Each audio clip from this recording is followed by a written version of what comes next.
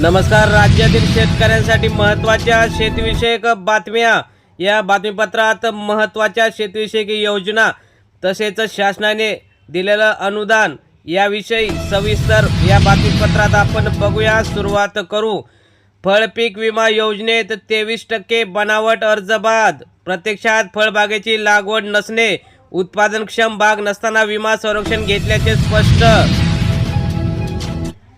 बेदाणा उच्चांकी. सांगलीत 470 तर सोलापुरात 401 रुपये भाव.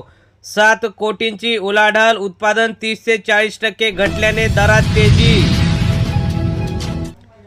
24-25 रोजी बँक कर्मचारी संपावर. कर्मचारी संघटनांची घोषणा.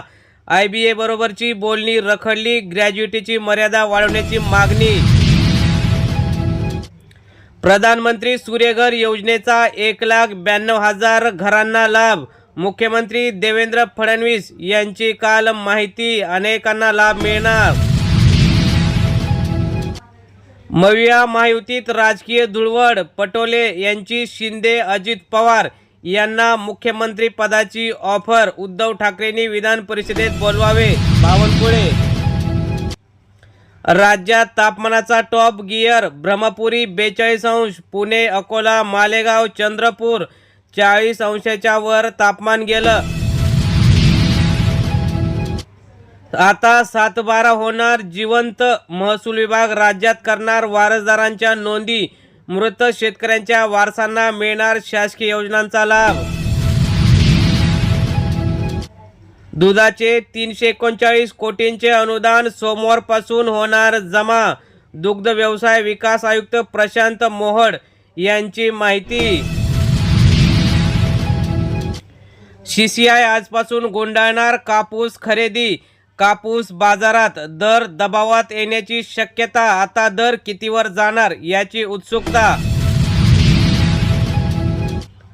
पाण्यासाठी संघर्ष करणाऱ्या शेतकऱ्याची आत्महत्या. बुलढाणा जिल्ह्यातील खडकपूर्णा प्रकल्पातून शिवळी येथे पाणी सोडले जावे यासाठी या शेतकऱ्यांनी आत्महत्या केली. केंद्र शासनाच्या धोरणांमुळे शेतकऱ्यांचं होतंय मोठं नुकसान. राष्ट्रवादीचे खासदार भास्कर भगरे. संसदेत केंद्र सरकारचे वेधले लक्ष.